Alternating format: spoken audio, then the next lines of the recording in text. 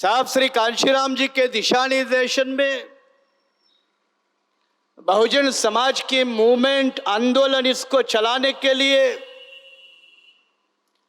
उन्होंने एक बहुजन foundation trust बनाया था। पुराने लोगों को इसकी खबर है, नए लोगों को इसकी खबर नहीं है, लेकिन बहुजन फाउंडेशन ट्रस्ट बनाया था। उसका मैं भी एक ट्रस्टी था। जबकि ये बातें हम कभी पब्लिक में बताते नहीं थे, लेकिन आज जो साहब श्री कांशीराम जी नहीं है तो ये बताना भी जरूरी है कि हम उसके ट्रस्ट के, मैं खुद उसका ट्रस्टी था। साहब बीमार हो गए और वो ट्रस्ट भी बीमार हो गया। साहब का अंतकाल हो गया और वो ट्रस्ट का भी अंतकाल हो गया। किसने किया ये बताना मैं जरूरी नहीं समजता हूं। तेवढं पानं तुमच्या मामा देशमुखच्या भाषेमध्ये तुमचं तापलेलं आहे। वो ट्रस्ट का भी अंतकाल हो गया। तो फिर हम लोगों ने सोचा कि जो कांशीराम साहब के तौर तरीके थे, इसका जिक्र 2 साल पहले मैंने किया था, एक मीटिंग के रूप में किया था कि आने वाले दिनों में एक कांशीराम साहब के नाम पे ट्रस्ट बीआरएसपी के माध्यम से बनाया जाएगा। और आज मैं उसका ऐलान कर रहा हूं कि ऐसा ट्रस्ट बन चुका है जिसका नाम है कांशीराम फाउंडेशन। कांशीराम फाउंडेशन नाम का ट्रस्ट बन चुका है और वो ट्रस्ट के लिए, कांशीराम जी मेमोरियल बनाने के लिए हमारे प्रदेश अध्यक्ष श्री विशेष फुटाने, इन्होंने अपनी कुछ जमीन भी ट्रस्ट को दान कर दी है। और ऐसे ही जमीन पर एक कांशीराम जी मेमोरियल खड़ा होगा। अगर उत्तर प्रदेश इतिहास मिटाने वाला राज्य बनता है तो महाराष्ट्र इतिहास बनाने वालों का राज है। अगर कोई कांशीराम जी के इतिहास को दफनाना चाहता है, ये मुझे इसलिए कहना पड़ रहा है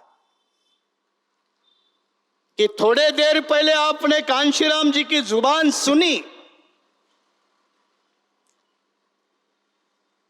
ओपनली बीजेपी को चैलेंज देने वाला कांशीराम जी की जुबान सुनी। अडवाणी वाजपेयी को ये कांशीराम रोकेगा।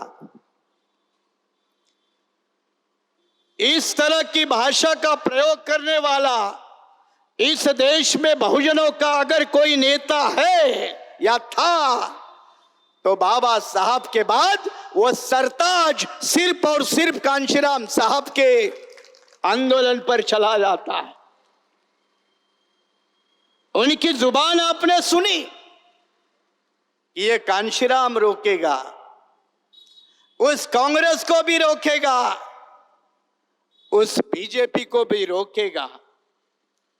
चुनाव लड़के कांग्रेस को हराएगा, चुनाव ना लड़के बीजेपी को हराएगा। जहां हाथी नहीं चल रहा है वहां ये कांशीराम का ऐलान होगा कि बीजेपी को हराने वाले लोगों को वोट देना चाहिए।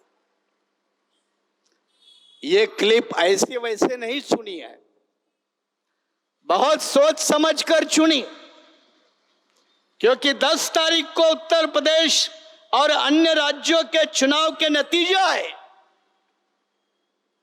और नतीजे देश के सामने, दुनिया के सामने है। उस चुनाव ने कांशीराम जी के मूवमेंट को कहां तक लाकर रख दिया। कोई कहेगा आप लोगों ने क्या किया, कोई कह सकता है आप लोगों ने क्या किया? उनको खुला जवाब है पूरे सबूत के साथ। जितना संभालने का काम करने का था उतना ईमानदारी के साथ किया, लेकिन गद्दारी पर तुले हुए नेतृत्व को रोकने का काम पार्टी के मिशनरी कार्यकर्ता के बस के बाहर का होता है। परिणाम आपके सामने है, परिणाम आपके सामने है। जब भी हम लोगों को अपने हुनर और ताकत दिखाने का मौका मिला तो 2014 में यही डॉक्टर माने इस नागपुर के धरती पर खड़ा था। 3 महीने के लिए खड़ा था, 9 महीने नहीं, लोकसभा के चुनाव के बाद 4-6 महीने के अंदर कांग्रेस वालों को कहीं जमीन पे पटक के रखने का काम हम लोगों ने अपने ईमानदारी के साथ किया था। कांशीराम जी कहते, जिस जगह पे हाथी नहीं चलेगा वहां बीजेपी को हराने वाले को वोट दो। और उत्तर प्रदेश का चुनाव, अगर हमें वोट नहीं पड़ेगा तो एसपी को वोट नहीं देना चाहिए, चाहे बीजेपी के तरफ जाएगा तो भी चलेगा। क्या हुआ?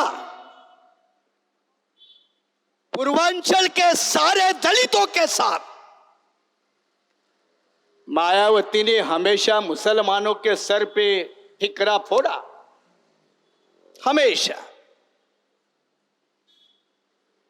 मुसलमानों ने वोट नहीं दिया। ये 2012 में भी बताया, 2014 लोकसभा में भी बताया और 2017 के उत्तर प्रदेश के विधानसभा चुनाव के बाद भी, और अभी 2022 में। मायावती जी, अगर मुसलमान वोट नहीं देता है तो 98 कैंडिडेट खड़े क्यों करते हो? टिकट क्यों देते हो? और उसमें तो 60 जगह पे उत्तर प्रदेश में, 60 जगह पे उत्तर प्रदेश में जिसका सीधा फायदा बीजेपी को होगा। इस तरह की रणनीति लड़कर अगर कांशीराम जी के आंदोलन पर बड़ी इमारत का फायदा लेकर कोई चुनाव मैदान में उतरेगा तो उसका हाल जो होगा वो देखा ना। 60 जगह पर तो स्टिंग ऑपरेशन है, सबूत इकट्ठे किए गए, टिकटें कैसी बेची गई, बीजेपी कैसे जीतेगी इसका विचार किया गया। एक तरफ वो कांशीराम साहब जो खुलेआम कहता था अटल अडवाणी वाजपेयी को मैं रोकूंगा, और एक तरफ ये नजारा। उत्तर प्रदेश का चुनाव ये कोई अकेली बीएसपी की हार नहीं है, माननी भी नहीं चाहिए, किसी को खुशी भी नहीं होनी चाहिए। बात तो दुख की है, बात तो चिंता की है। ये कोई अकेली मायावती की विरासत नहीं थी। ये विरासत खड़ी करने के लिए देश के पेंटर से लेकर कई कर्मचारियों के साथ कर्मठ कार्यकर्ता का खून लगा था। उसने अपने खून से बहुजन आंदोलन की सिंचाई की थी, इसलिए उसकी हार होना ये अकेले कोई मायावती की हार नहीं है, ये पूरे कांशीराम के आंदोलन की हार है। और बहुजन समाज के सारे महापुरुषों के आंदोलन की हत्या मायावती ने की है। मैंने कभी आज तक क्रिटिसाइज नहीं किया, मायावती के ऊपर मैंने कभी शब्द के प्रहार भी नहीं किए, लेकिन अब मजबूरी है। मजबूरी ये नहीं कि मेरी पार्टी बढ़नी चाहिए, ये कोई मेरी मजबूरी नहीं है। मजबूरी ये है कि लोगों के सामने सच आना चाहिए, तो दोबारा लोग ऐसे नेता को पैदा करना बंद कर दे, ताकि बहुजन समाज के आंदोलन की नीलामी कभी भविष्य में नहीं होनी चाहिए। इसका अगर इंतजाम करना है तो सच कितना भी कड़वा हो और लोगों के सामने रखना तो होगा, किसी न किसी को तो रखना होगा।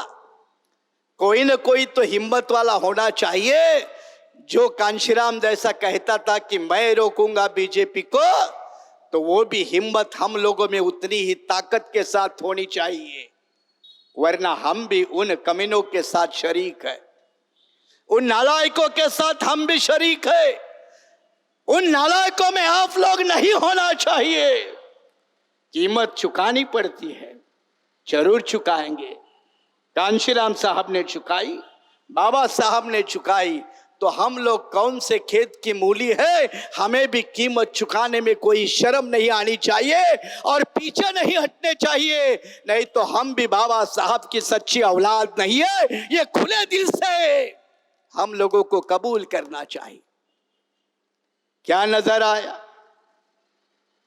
क्या नजर आया? चुनाव नतीजे आए और शाम को पंजाब में केजरीवाल अपनी जीत का जश्न मना रहा है। अच्छी बात है भाई, जो पार्टी जीतेगी तो वो जश्न तो मनाएगी, वो अपना जश्न मना रहा है, लेकिन नारा दे रहा है। नारा क्या दे रहा है? बाबा साहब का सपना अधूरा केजरीवाल करेगा पूरा। सुना ना टेलीविजन पे, केजरीवाल करेगा पूरा। पंजाब किसी वक्त में कांशीराम साहब के जमाने में 3 member of parliament, 9 MLA। Madhya Pradesh, Uttarakhand, Jammu Kashmir, ये तो बात अलग है। 9 MLA, 34% आबादी, और जिस इलाके से साहब श्री कांशीराम जी आते हैं वो दोआबा रीजन में 40% शेड्यूल कास्ट की आबादी। ऐसे पंजाब में कौन नारा लगाता है? केजरीवाल कहता है बाबा साहब का सपना अधूरा कांशीराम जी करेंगे पूरा।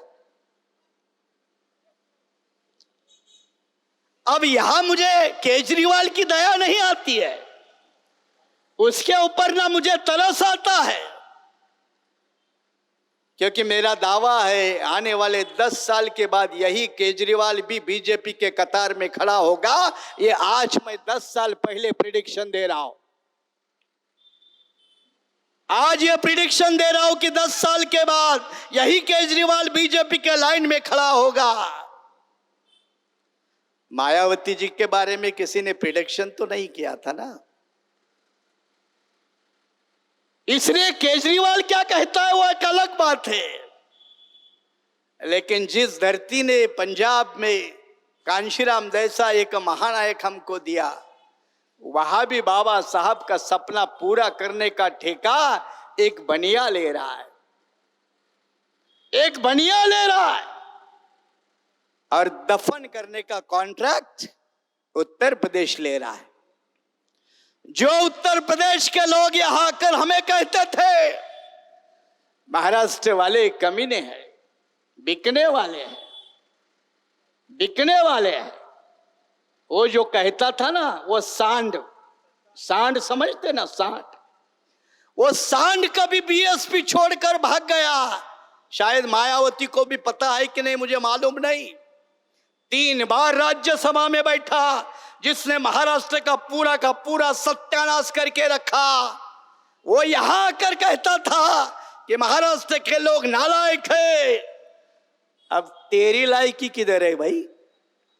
तू किसके दरवाजे के ऊपर है? जहां कुत्ते की भी जगह नहीं, उसके भी नीचे जगह जाके तुम बैठे हो, और तुम यहां आकर महाराष्ट्र के लोगों को गाली देते थे।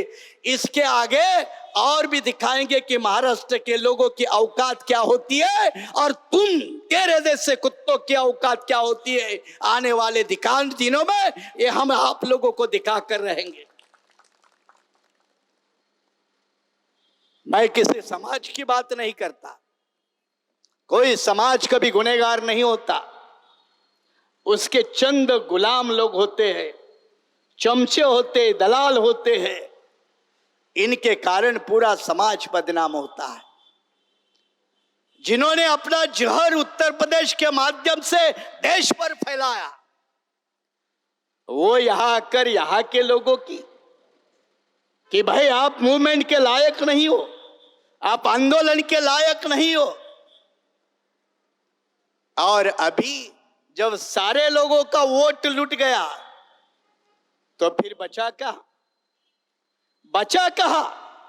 और जब बचा कहां, इसका जब हिसाब लगाते हैं तो चुनाव परिणाम आने के बाद मायावती जी की प्रेस कॉन्फ्रेंस, मीडिया ने साथ नहीं दिया, पिछड़ों ने वोट नहीं दिया, मुसलमानों ने वोट नहीं दिया, जैसे अगड़ों ने सारा का सारा वोट इसी को ही दिया। कहने लगी है पिछड़े वोट नहीं दिए, दलितों ने वोट नहीं दिए। 97 जगह पे डिपॉजिट गया, जो बीएसपी के इतिहास में कभी नहीं हुआ। 97 सीटों पे डिपॉजिट गया। 403 सीटों में से सिर्फ 17 नंबर पर 2 नंबर पे रहे। और उत्तर प्रदेश कोई छोटा इलाका है, 75 जिले हैं। महारानी बाहर नहीं निकल रही थी, चाबियां दे दी मिश्रा के हाथ, ये ले ले, तू चला ले दुकान, तू दुकान चला ले। और मिश्रा दुकान चलाता रहा प्रबुद्ध सम्मेलन के रूप से। प्रबुद्ध लोगों के सम्मेलन होने लगे। और मायावती जब प्रेस कॉन्फ्रेंस कर रही थी तो सारे निर्बुद्ध लोगों के सर पे ठिकरा फोड़ रही थी कि निर्बुद्ध समाज के लोगों ने वोट नहीं दिया। और जब मैं सुन रहा था तो मुझे लगा तेरे प्रबुद्ध समाज ने तेरे को कितना वोट दिया, उसका भी जरा हिसाब रखना। कहां गए प्रबुद्ध समाज के लोग जिनके लिए तूने परशुराम की जयंती मनाने तक आदेश अपने पार्टी को, वर्करों को दिया, जिनके लिए तूने खुले मन से पेरियार को रास्ते से हटाया, पेरियार की प्रतिमा को हटाया। अभी मराठी में एक कहावत है, गाढवही गेलं आणि ब्रह्मचर्यही गेलं। राजनीति में सीटें कम ज्यादा होती रहेगी, लेकिन आंदोलन का समाप्त होना यह चिंता का विषय है। बहुजन आंदोलन जिसको कांशीराम साहब ने अपने खून से सींचा, उसकी समाप्ति बर्दाश्ती के बाहर है। चंद दिनों की चमचेगिरी दलाले कर कर बीएसपी में अपने रोजी रोटी चलाने वाले लोगों को इसका एहसास नहीं होगा, इसका परिणाम उनके समझ में नहीं आएगा। लेकिन जिन्होंने मूवमेंट शुरू के बामसेप से DS4 के दिनों से जिन्होंने मूवमेंट खड़ी की है, वो जानते हैं इसका परिणाम क्या होगा। और परिणाम उत्तर प्रदेश में देखा है।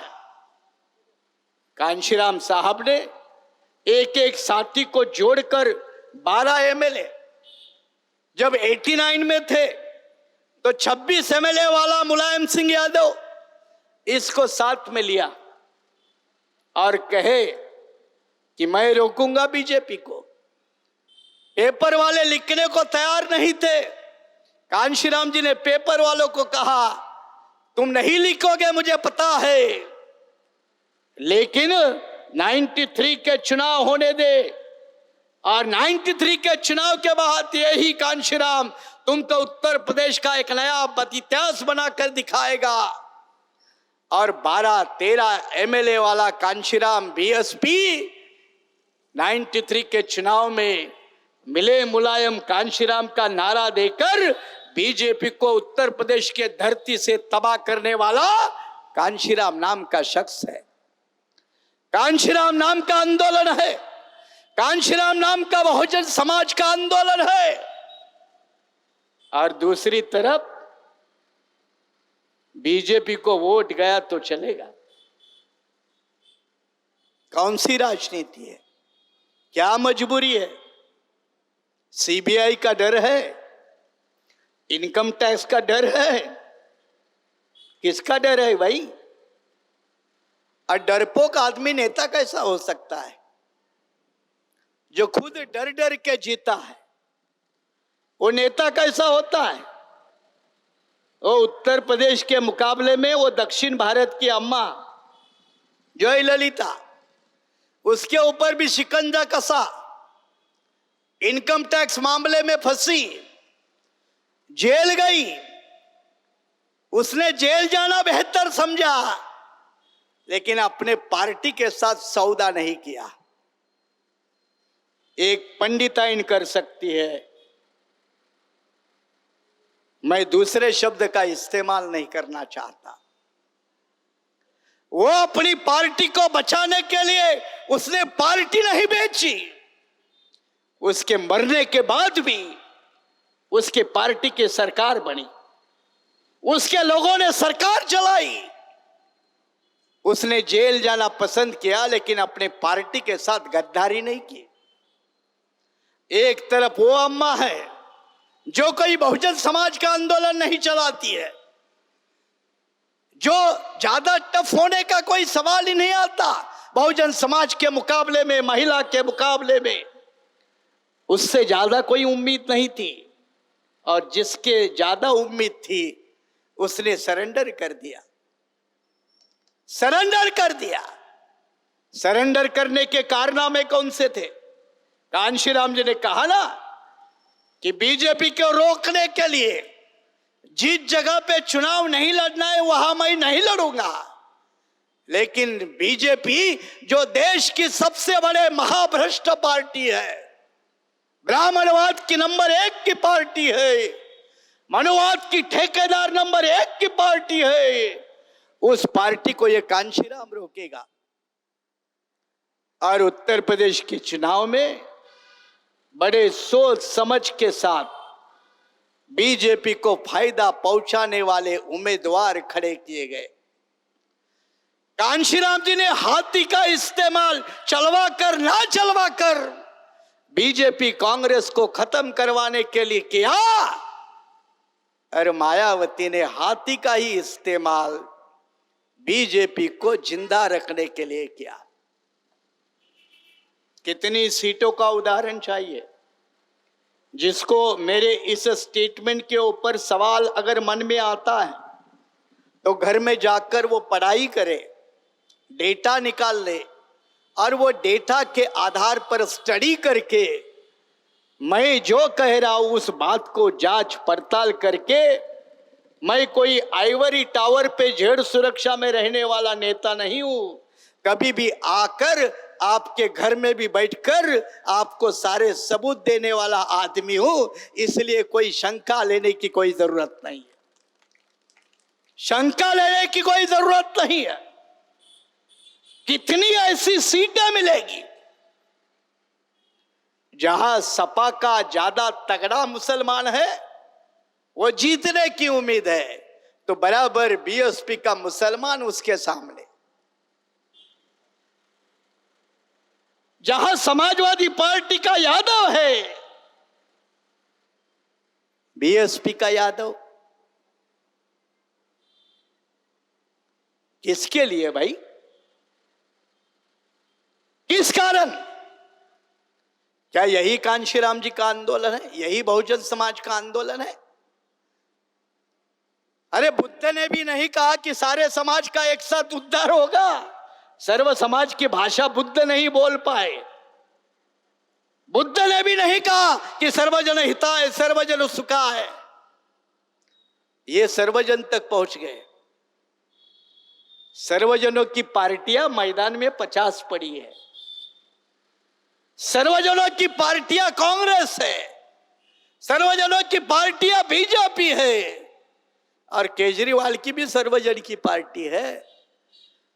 जब उनकी सर्वजनों की पार्टी है तो तेरी भी सर्वजन की पार्टी एक हो गई, तो तेरे पार्टी में और उसके पार्टी में फर्क क्या रह गया? अगर 10 पार्टी सर्वजन के नाम पे मैदान में है तो लोग किसके पार्टी को चुनेंगे? और उत्तर प्रदेश के पंडितों ने बराबर चुना लगाया, बराबर चुना लगाया। सारे पंडितों के सम्मेलन बीजेपी ने अपने सारे पंडित भेज दिए और मिश्रा उसको लगा सचमुच मैं उत्तर प्रदेश का चीफ मिनिस्टर बनने जा रहा हूं। मायावती का आशीर्वाद है तो कुछ भी मुमकिन है। जैसे वो बाकी लोग हैं ना, ये है तो कुछ भी मुमकिन है, वैसे इस बंदे को भी लगा होगा मेरे साथ आशीर्वाद है तो कुछ भी मुमकिन है। सारे पंडित भेजे बीजेपी ने। चुनाव के पहले सम्मेलन हुए, शंख बजाए गए, इनको राजनीति में फंसाया गया, राजनीति में फंसाया गया। एक तो सीबीआई इनकम टैक्स के नाम से और दूसरे गलत चुनावी तौर तरीके से फंसाया गया। और बड़ी मेहनत से खड़ा हुआ कारवा कांशीराम साहब ने 12 साल के अंदर अपने पार्टी को राष्ट्रीय पार्टी बनाया। 84 में बने बीएसपी को 96 में देश की 6ठे नंबर की राष्ट्रीय पॉलिटिकल पार्टी बनाई। मायावती 20 साल नहीं चला पाई। उस 20 साल में 2003 तक तो कांशीराम जी खुद थे, तो पिछले 17 साल में बिना कांशीराम मायावती पार्टी नहीं चला पाई। कैसे चला पाते, कैसे चला पाते? पंजाब देखो, पंजाब में पार्टी चुनाव में थी, मायावती कितनी समाये पंजाब में? एक सभा, एक सभा, पूरे पंजाब के लिए एक सभा। उत्तर प्रदेश कितना बड़ा, 75 जिलों वाला, 75 डिस्ट्रिक्ट, कितना बड़ा उत्तर प्रदेश है। वो योगी, योगी बोलते योगी, उसने 203 रैलियां की। अखिलेश 206 या 5 रैलियां की। और महारानी की रैलियां कितनी? 18। कैसे खाता खुलेगा, कैसे सीटें जीतेंगे? उत्तर प्रदेश में कांशीराम जी के आंदोलन संभालना ये कोई महाराष्ट्र वालों की जिम्मेदारी नहीं थी, ये तो उत्तर प्रदेश के बंदों की ना, जो यहां आकर ज्ञान देने का काम देते थे और महाराष्ट्र वालों को नालायक करके गालियां देकर जाते थे। क्या मायावती की जिम्मेदारी नहीं थी? देखो, बाबा साहब के बाद अगर बाबा साहब को कारवां चलाने में ना असफल रहने हुए रिपब्लिकन पार्टी के नेता, क्या हम उनको कोसते नहीं थे? क्या हमने उनको कोसा नहीं? क्या महाराष्ट्र में जब बीएसपी शुरू हुई तो क्या रिपब्लिकन नेताओं को हमने कोसा नहीं कि बाबा साहब का कारवा उसी भाषा में चलना चाहिए था, नहीं तो जहां है वहां रुकना चाहिए था, पीछे तो नहीं जाना चाहिए था? क्या उसके लिए हमने रिपब्लिकन नेताओं को दोष नहीं दिया? तो अगर रिपब्लिकन के नेता दोषी है तो क्या मायावती दोषी नहीं होगी? क्या कांशीराम जी की विरासत को राजनीति में हार के रूप में तब्दील करने वाली क्या मायावती उसके लिए अकाउंटेबल नहीं होगी? लेकिन वो समझ चुकी है कि मेरे से आगे कुछ नहीं होगा, हार मान चुके हैं पूरे के पूरे। शायद चुप रहने से भविष्य में कहीं मेरा गलती से नाम उपराष्ट्रपति के नंबर में आ सकता है। वैसे भी एक राष्ट्रपति उत्तर प्रदेश से ही भेजा है। लालच बहुत बड़ी बला है। कहीं मेरे चुप रहने से आगे का कोई रास्ता खुलेगा? कुछ ना करके ये जिनकी व्यक्तिगत अभिलाषा है, स्वार्थ की जिनकी मंशा है, ये लोग आंदोलन को कुचल देने में पीछे नहीं देख सकते। और आज जब 15 मार्च को कांशीराम साहब की जयंती है, तो मायावती कांशीराम जी की एक प्रतिमा है लखनऊ में। एक प्रतिमा है, बहुत सी है लेकिन एक तो है। उस प्रतिमा को सुबह सुबह फूल चढ़ाने गई। कितने लोग थे मालूम है? पार्टी के दफ्तर में काम करने वाले जो टाइपिस्ट वगैरह लोग हैं, वो 4 लोग थे। छवि फोटो है, आज सोशल मीडिया पे देख लो, सोशल मीडिया पे है फोटो। 5वां आदमी नहीं। कहा गए तुम्हारे प्रबुद्ध वाले? वो प्रबुद्ध वाला भी नहीं था। वो आज से ही उसने किनारा कर दिया, काम हो गया। गोपीचंद पडलकर, काम हो गया, चलो वापस। गोपीचंद पडलकर मतलब समझते हैं ना? काम हो गया, चलो वापस। काम हो गया, दूसरे दिन कोई मौजूद नहीं। बहुजन समाज में पैदा हुए कमजोर नेताओं के साथ यही होता है। इसका मतलब वो शुरू से ही कमजोर होते, ऐसा नहीं। एक एक्सपेरिमेंट होता है। और मैं भी कहता हूं, मायावती के साथ मैंने डायरेक्टली 13 साल तक काम किया। 2008 तक मायावती में मुझे कोई बड़ी गलतियां नजर नहीं आई, लेकिन 2008 में जैसे उत्तर प्रदेश में सरकार बनी, मायावती पूरी की पूरी सत्ता के दलालों से घिरी गई और सत्ता में मस्त मदमस्त रहने वाले नेता लोग आंदोलन को भूलने लगे, कारवा को भूलने लगे, और परिणाम आज हमारे सामने है। इसलिए शुरू में ही कोई सब कुछ गलत होता है ऐसा नहीं, लेकिन जब अब बाद में गलत सामने आ जाता है, तो कांशीराम साहब को भी रिपब्लिकन नेताओं को गलती समझ में आ रही थी। बार बार उन्होंने कहा, गाड़गे महाराज धर्मशाला का उदाहरण बाबा साहब कांशीराम जी बार बार देते थे कि भाई अंबेडकर खाते में 1 सीट आ गई, गांधी के सीटों में खाते में 521 सीटें आई। मुझे अच्छा नहीं लगा, मैंने फैसला किया मैं इनके साथ नहीं चलूंगा। तब बीएसपी का निर्माण हुआ ना। कांशीराम जी ने ऐसा बीएसपी का निर्माण नहीं किया, और निर्माण भी किया तो 14 अप्रैल 1984 को निर्माण हुआ। 3 दिन का अधिवेशन लाल किले के सामने हुआ, हम सारे लोग उसमें मौजूद थे। और वही अक्टूबर नवंबर 1984 में 84 में महाराष्ट्र के विधानसभा के चुनाव आए, तो महाराष्ट्र के रिपब्लिकन वालों को कांशीराम जी ने कहा, और एक मैं मौका आपको देता हूं। महाराष्ट्र विधानसभा चुनाव बीएसपी नहीं लड़ेगी, और 84 में बीएसपी नहीं लड़ी चुनाव। कांशीराम जी ने आरपीआई वालों को और एक मौका दिया था अंत में, और जब वो नहीं चला पाए, तब कांशीराम जी को रास्ता बदलना पड़ा।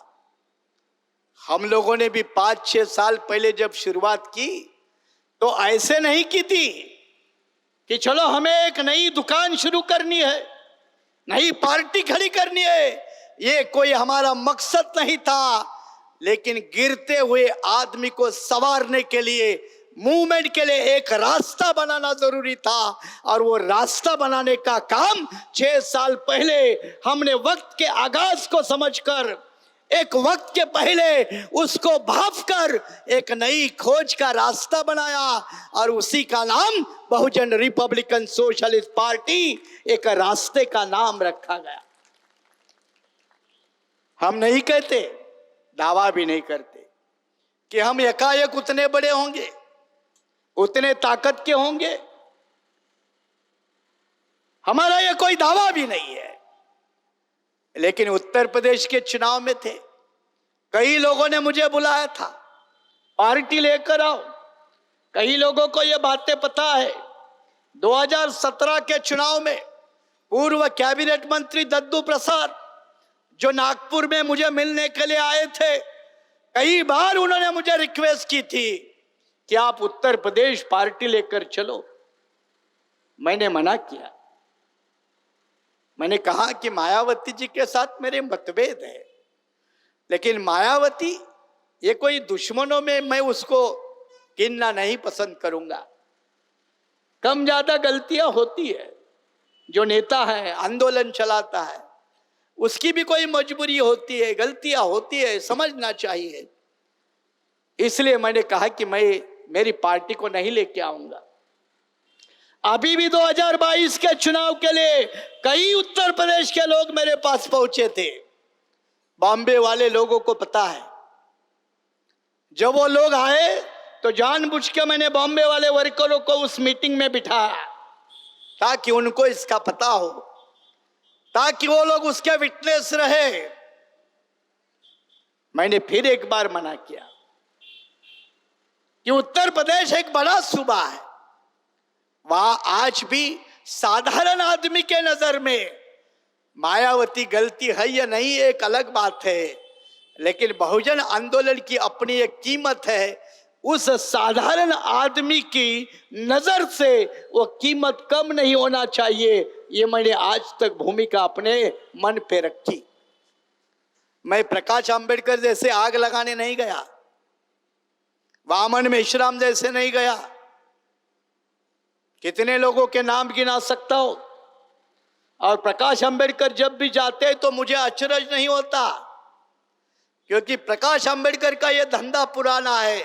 जब कांशीराम जी शुरू से उत्तर प्रदेश में खड़े हो रहे थे, तब कभी वीपी सिंह को मदद करने के लिए, कई माई आंबेडकर, कई थे वो हरिद्वार के चुनाव में मदद करने के लिए। ये लोग तो शुरू से ही जाते रहते, शुरू से ही जाते रहते। आज कांशीराम साहब की जयंती है, सारे लोग कांशीराम साहब की फोटो लगाते हैं, अपने हैंडबिल पोस्टर पे भी लगाते हैं। जिन्होंने कांशीराम जी का साथ छोड़ा वो भी लगाते हैं। और उत्तर प्रदेश में जाके सौदेबाजी करते हैं, दलाली करते हैं। और ये दलाली करके बीजेपी का काम आसान करते हैं। उसमें कोई ओवैसी होगा, उसमें कोई मेश्राम होगा, कोई और होगा। इनको भी नजरअंदाज नहीं करना चाहिए। ये भी छोटे मोटे, इनकी भी कारनामे लोगों ने ध्यान में रखने चाहिए। और आखिरी दाव तो बीजेपी हमेशा खेलती है। महाराष्ट्र के विधानसभा चुनाव में आपने देखा होगा, जब महाविकास आघाड़ी की सरकार बनने के पहले महाविकास आघाड़ी आगे बढ़ रही थी, तो फडणवीस और बीजेपी प्रकाश आंबेडकर जी को बनाने में लगी थी। बढ़ाओ भाई बढ़ाओ। अगली अपोजिशन पार्टी कोई होगी तो वंचित होगी।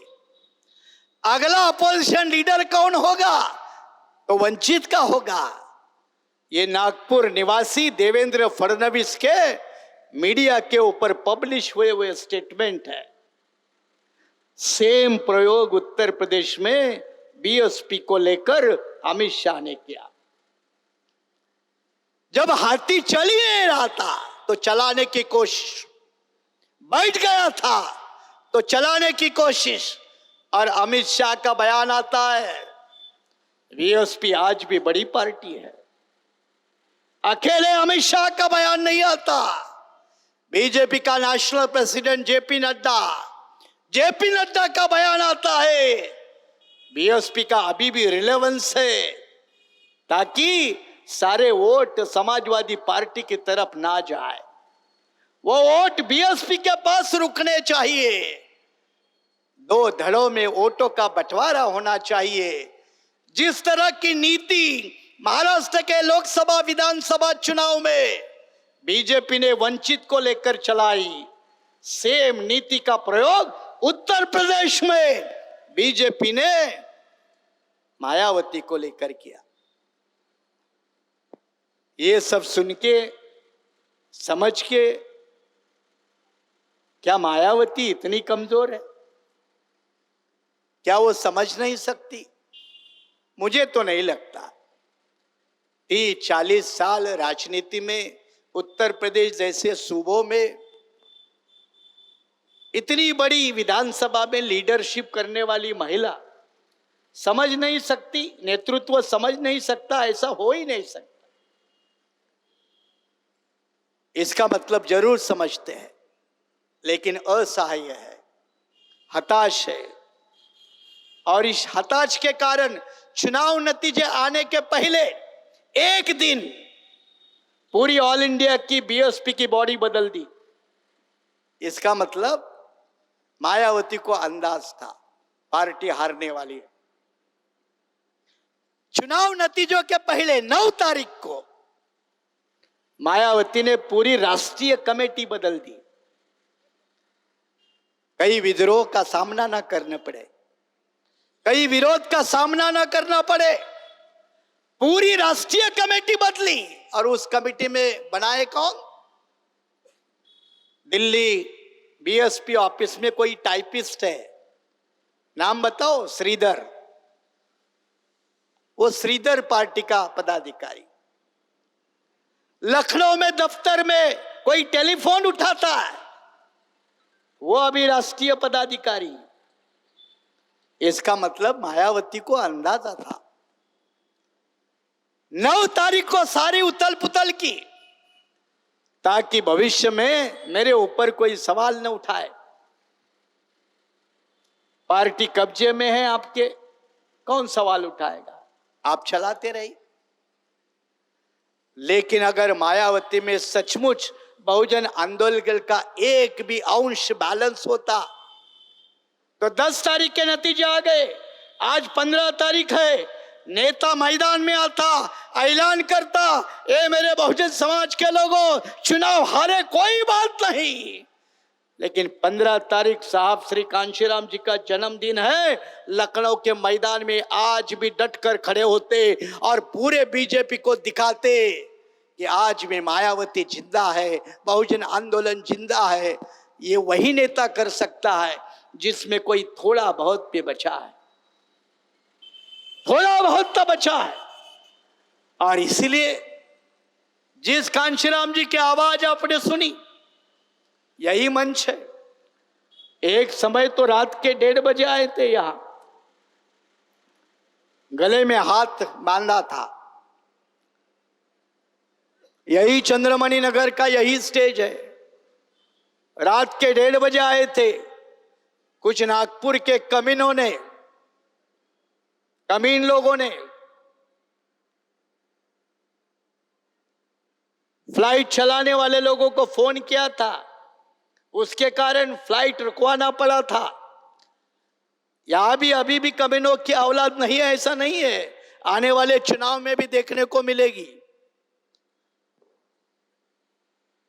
कांशीराम जी की सभा यहां नागपुर में ना हो पाए, इसलिए एक ही फ्लाइट थी बॉम्बे से नागपुर आने के लिए। वो फ्लाइट यहां नहीं आने चाहिए, इसलिए नागपुर के कुछ अपने ही कमीनों ने टेलीफोन किया था और वो फ्लाइट, उसमें फलाना फलाना है। अफरा तफरी मची, फ्लाइट नहीं आया। और फ्लाइट को उड़ने के पहले रफा दफा करके जल्दी जल्दी में फ्लाइट में बैठे हुए लोगों को उतारा गया। उसमें कांशीराम साहब को भी उतारा गया और उनके हाथ को चोट लगी थी। एयरपोर्ट में ही उसका बैंडिंग वगैरह किया। और जब दूसरी फ्लाइट का इंतजाम हुआ तो वही शख्स इसी मंच पे रात के 1:30 बजे पहुंचा था। रात के 1:30 बजे पहुंचा था। आंदोलन खड़ा करने वाला, चलाने वाला नेता कितनी भी मुसीबत आए वो पीछे नहीं हटता, डरता नहीं है। आह्वान, चैलेंज कितना भी बड़ा हो। इसलिए बाबा साहब के बाद सबसे बड़े नेता के रूप में, महापुरुषों के कड़ी में किसी और को कोई सम्मान नहीं देता, सिर्फ साहब श्री कांशीराम जी के अलावा और किसी को वो मान सम्मान नहीं मिलता। और इसीलिए आज कांशीराम साहब के जयंती के मौके पर आपको इतना ही कहना चाहूंगा कि आने वाले दिनों में मूवमेंट के साथ, अंबेडकरी आंदोलन के साथ, बहुजन आंदोलन के साथ गद्दारी करने वाले लोगों की आबादी बढ़ी है, आज भी है, नागपुर में भी है, बड़े पैमाने पे है, आदत लगी है। कोई मुंबई में है, कोई यहां है, लेकिन आप भी लोग तो सभी जगह हो। कहते हैं ना कि उनका ही खून खून है और तुम्हारा खून पानी है, तो किसका खून क्या है यह भी दिखाने का रणांगन बहुत जल्दी आने वाला है। जिस तरह से हमने परसों मुंबई में, ये नजदीक ठाणे है, तो ओबीसी कॉन्फ्रेंस की थी, कल गढ़चिरौली में हुई, परसों ये अपने उमरेड में हुई, ब्रह्मपुरी में हुई। पिछले 3 दिन से हम विदर्भ में पूरी कॉन्फ्रेंसेस करके कांशीराम साहब की तो जयंती तो मनाते हैं, लेकिन अपने आंदोलन को आगे पुशअप करने का, बढ़ाने का काम पूरी तैयारी के साथ, ईमानदारी के साथ और अपने पैरों पर, किसी के भीख मंगे बनकर नहीं, तो अपने पैरों पर करते हैं। और उसी का परिणाम यह है कि आने वाले दिनों में जो भी साथ चलेगा उनको साथ लेकर चलेंगे। हम अकेले चलने वाले लोग नहीं है। कांशीराम साहब भी मुलायम सिंह को लेकर साथ में चले तो आगे बढ़े। 13 से 89 हो गए, 90 तक पहुंच गए, बहुत से लोगों को साथ में लिया। हम भी सबको साथ, जो आना चाहते हैं उनको लेकर चलते हैं। इस देश में 2 ही नेता है वो अकेले चलना चाहते हैं, वो है मायावती और प्रकाश अंबेडकर। इनको किसी का साथ नहीं चाहिए, किसी को साथ लेना नहीं है, देना नहीं है। अरे बीजेपी इतनी बड़ी पार्टी है तो भी छोटे मोटे पार्टी को लेकर चलती है। कांग्रेस भी इसी भाषा का प्रयोग करती थी कि हम 150 साल पुरानी पार्टी है, किसी को साथ लेकर नहीं चलेंगे। नतीजा सामने है। प्रकाश अंबेडकर की भी यही भूमिका रहती है, अकेले चलेंगे, मुझे किसी की जरूरत नहीं। मायावती, मुझे किसी की जरूरत नहीं। ये अकेले ऐसा दंभ भरने वाले नेताओं के राजनीति का समय खत्म हुआ है, खत्म हुआ है। उनको ये इंडियन पॉलिटिक्स का डायनामिक्स अगर समझता नहीं है तो उनके साथ देने वालों को इस बात को समझना होगा कि महाराष्ट्र में भी अकेले चलने का दम भरने वाले बड़े बड़े दल, चाहे कांग्रेस हो चाहे और कोई पार्टी हो, वो भी हिम्मत नहीं कर पाती है। तो तुम कौन से ताकत के ऊपर वो हिम्मत करते हो? हिम्मत नहीं है भाई, बेवकूफी है। हिम्मत नहीं है, पागलपन है। हिम्मत नहीं है, उसके पीछे सौदेबाजी है। और ये सौदेबाजी समझकर आने वाले नागपुर के जब कारपोरेशन के चुनाव होंगे, महाराष्ट्र के जो भी झेड़पी तालुका पंचायत के चुनाव होंगे, उन सारे चुनावों में आप लोगों ने अपने ताकत पर खड़ा होना चाहिए। यही आपको अपील करते हुए मान्यवर कांशीराम साहब की जन्मदिन की शुभेच्छा तो नहीं दे सकता। आंदोलन का अंत होना और जन्मदिन की शुभेच्छा देना ये मैच नहीं होता। और इसीलिए यही आंदोलन का पुनः एक बार खड़ा करेंगे। इसी आशा और उम्मीद के साथ आप सभी लोगों का शुक्रिया अदा करते हुए मैं आपसे विदा लेता हूं। जय भीम, जय भारत।